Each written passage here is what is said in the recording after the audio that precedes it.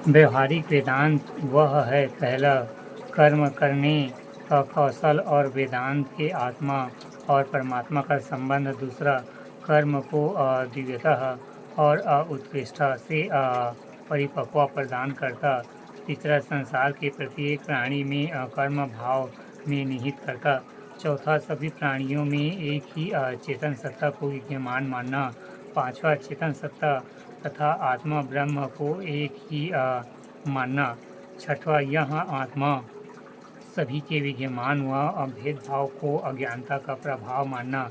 इस प्रकार उनका व्यवहारिक वेदांत कर्म करने के कौशल और वेदांत के आत्मा और परमात्मा के संबंधों के द्वारा कर्म को पूर्ण दिव्यता एवं उत्कृष्टता से परिपक्व कर देता है, जिसमें संसार के प्रत्येक प्राणी में यह कर्म का भाव निहित हो जाए। इस कर्म के भाव में दीन दुखियों की दशा को सुधारने, स्वयं के आध्यात्मिक विकास में सहायता मिल सके। प्रश्न 17। आचार्य शंकर के अनुसार माया के स्वरूप की विवेचना कीजिए। उत्तर: माया सगुण ब्रह्म अर्थात ईश्वर की शक्ति है, जिसके द्वारा वह नाम तत्व जगत की सृष्टि करता है। अर्थात माया, पहला माया नित्य व शांत है, दूसरा ब्रह्म ज्ञान से माया का अंत होता है, तीसरा माया भाव रूप है किंतु सत्य नहीं, चौथा माया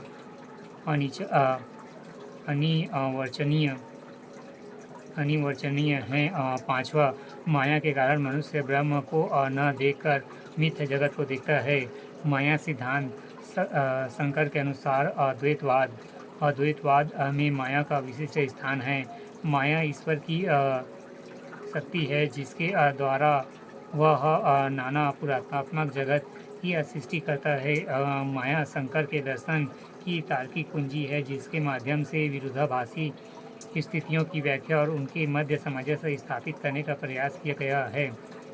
शंकर के अनुसार परमार्थी दृष्टि से जो नहीं है वो माया है। माया वह है जो ब्रह्म को परिमित जगत के रूप में बोध कराती है। रामानुचार्य की माया, वे माया को ईश्वर का वास्तविक सृष्टिकर्ता मानते हैं। इस रूप में वे माया को स्वीकार करते हैं, न कि उसे मिथ्या बताते हैं।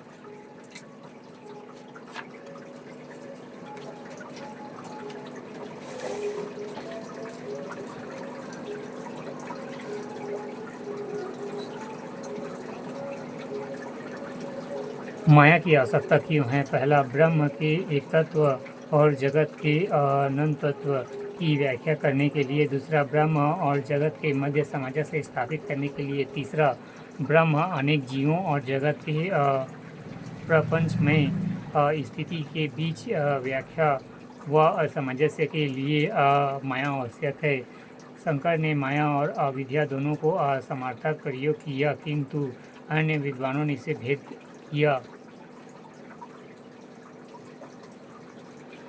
माया, पहला ब्रह्म की भावनात्मक शक्ति है, दूसरा माया विश्व की प्रदर्शित करती है, तीसरा माया से जगत निर्मित होता है, चौथा सर्वज्ञ ईश्वर माया का स्वामी है, पांचवा माया सत्वगुण से युक्त है, छठवां माया सार्विक एवं सार्वभौमिक है, सातवां माया में प्रतिबिंब और ब्रह्म माया को वश में करके ईश्वर कहलाता है।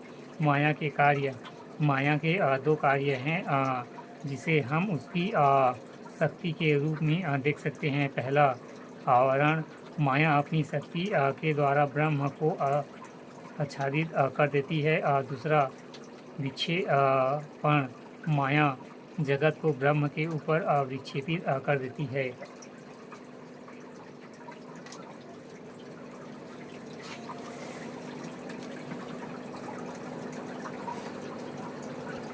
छत्तीसगढ़ लोक सेवा आयोग मुख्य परीक्षा 2018, भाग 1, दर्शन शास्त्र, खंड 1, उत्तर के शब्द में 30 अंक 2। प्रश्न 1, रीत से आप क्या समझते हैं? रीत का शाब्दिक अर्थ उचित या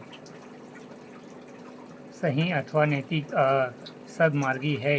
वस्तुत रीत वह नियम है जिससे संपूर्ण ब्रह्मांड संचालित होता है। यह व्यवस्था का नियम है। रीत का पालन प्रकृति से लेकर देवी देवता सभी करते हैं। या रीत वैदिक आर्यों की सबसे बड़ी कल्पना है, जिसके द्वारा उन्हें एक ऐसी सत्ता की परिकल्पना की जो नियमबद्ध है तथा उस सत्ता के अन्य अवयव भी निर्धारित नियमों से संचालित है। या रीत जगत की शाश्वत अलंघनीय प्राकृतिक नियम है। यह एक नैतिक अव्यवस्था है। इसके संरक्षक एवं संचालन वरुण देवता एवं रीत का पालन सभी देवी देवता करते हैं, इसलिए इन्हें रीत जात कहते हैं। प्रश्न 2, गीता मत में स्त्री प्रज्ञा का क्या अर्थ है? उत्तर, श्री कृष्ण के अनुसार दुखी की प्राप्ति होने पर जिसके मन में द्वेष नहीं होता है, उसे सुखों की प्राप्ति में